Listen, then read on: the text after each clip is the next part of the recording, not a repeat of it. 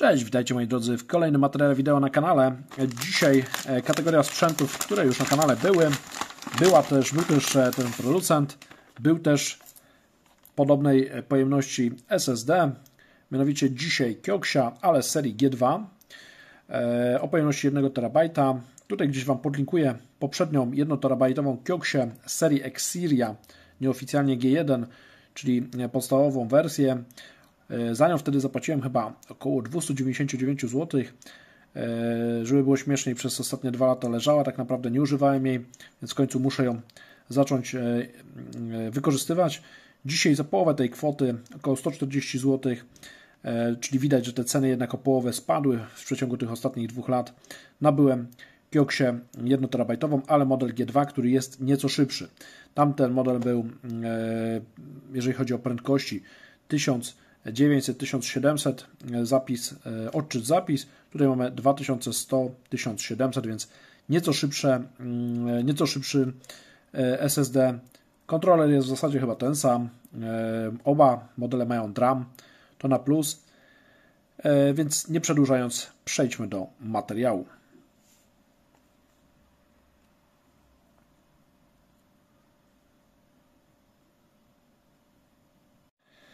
Opakowanie klasyczne dla Kioxi, pomarańczowe, chociaż te kolory są różne.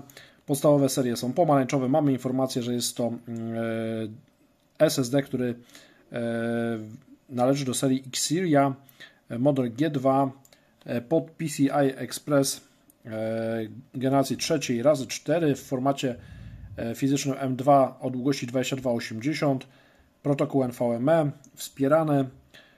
Odczyt do 2100 MB na sekundę, więc nie jest może bardzo szybko, ale w zupełności wystarczające do normalnego użytkowania.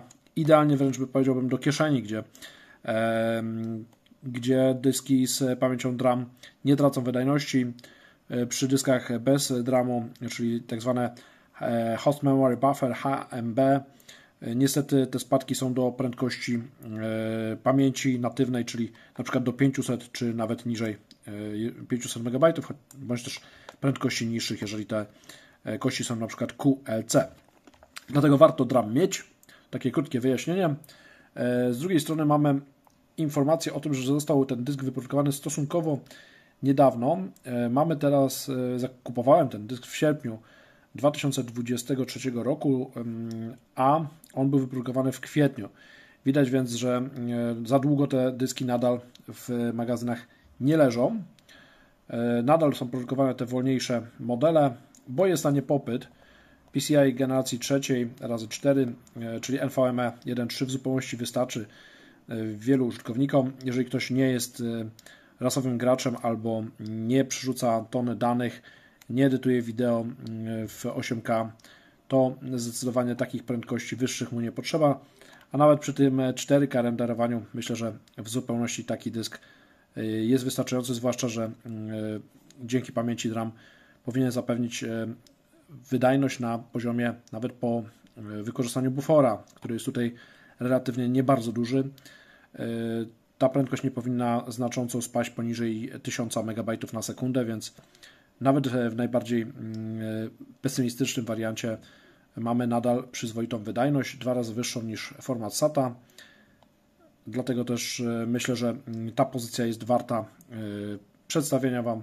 Mam oczywiście sprawdzone kości Big S Flash, to jest chyba, podpiszę Wam tutaj, która to jest generacja.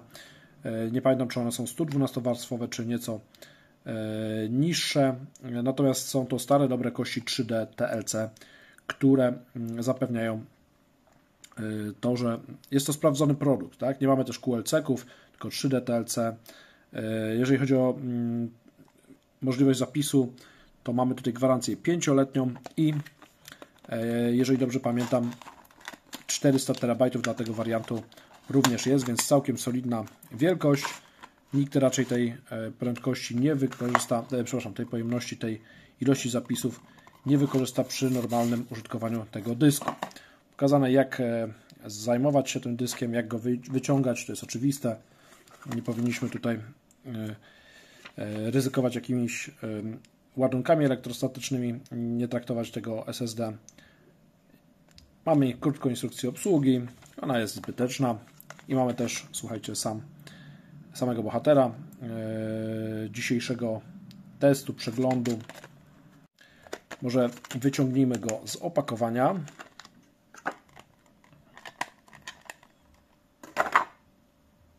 I zobaczmy, jak się prezentuje na żywo, z bliska.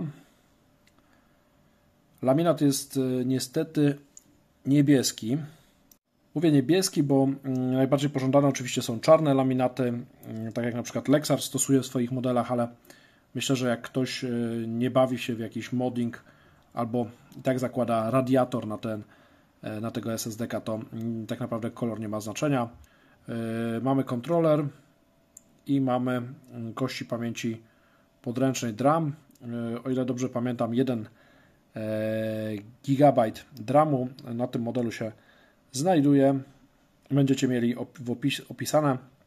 Pod spodem mamy 4 kości po 256 GB każdy model, każda kość. Są to pamięci typu 3D TLC NAND, więc jak najbardziej pamięci polecane. W tej chwili już MLC nie znajdziemy. TLC-ki są jak najbardziej polecane. Warto też mieć pamięć podręczną, która zapewni stabilne transfery, nawet przy większych ilościach transferowanych danych. To jedna strona. A druga strona, co bardzo istotne, słuchajcie, dla wielu użytkowników laptopów, dysk jest jednostronny. A co nie jest takie oczywiste, bo chyba nawet takie modele jak KC3000 od Kingstona w wariantach 2 terabajtowych są, słuchajcie, dwustronne. Więc tutaj mamy jeszcze jednostronne. Jeżeli chodzi o napięcie, mamy 3,3 V. Około chyba 4 W pobiera ta wersja, więc też jeżeli chodzi o użytkowników laptopów, nie będzie tragedii. 1000 GB to jest pojemność. Mamy informacje również o kraju produkcji. Są to Chiny, ale producent jest japoński, Kioxia to dawna Toshiba, więc tutaj co do jakości nie musimy się obawiać. Moi drodzy, nie pozostaje mi nic innego, jak w tej chwili przetestować tego małego wariata. Oczywiście tutaj szału nie będzie, bo te 2100 MB odczytu i chyba 1700 MB zapisu to jest to, co deklaruje producent. Nie sądzę, żeby znacząco te wartości ten egzemplarz przekroczył, ale jest solidnie, też spadków się nie spodziewam. W najgorszym wypadku myślę, że do 1000 MB zapis spadnie, ale to już przy dużej ilości danych.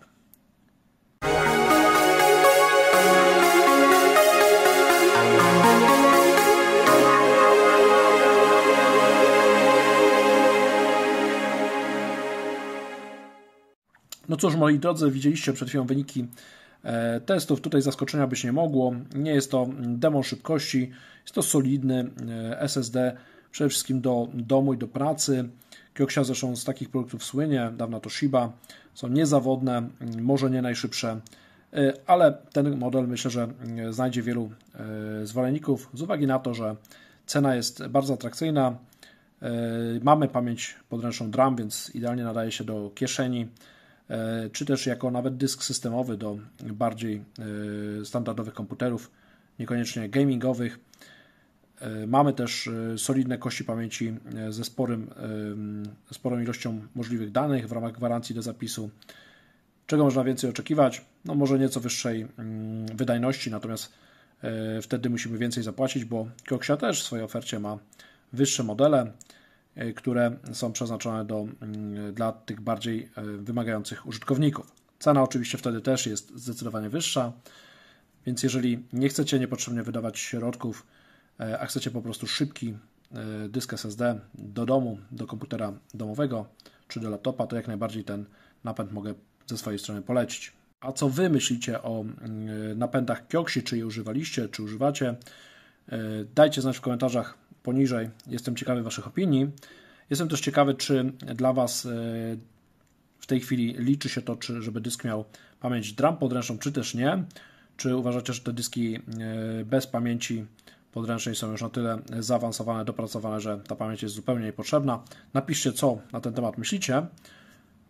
Oczywiście, jeżeli materiał się Wam spodobał, to proszę o łapki w górę oraz udostępnianie, szerowanie tego materiału. Zapraszam Was również do subskrypcji kanału, jeżeli do tej pory tego nie zrobiliście, aby nie uknął Wam żaden nowy film. Na koniec jeszcze podrzucę Wam kilka ciekawych przeglądów SSD do obejrzenia. Hej, hej, do kolejnego materiału.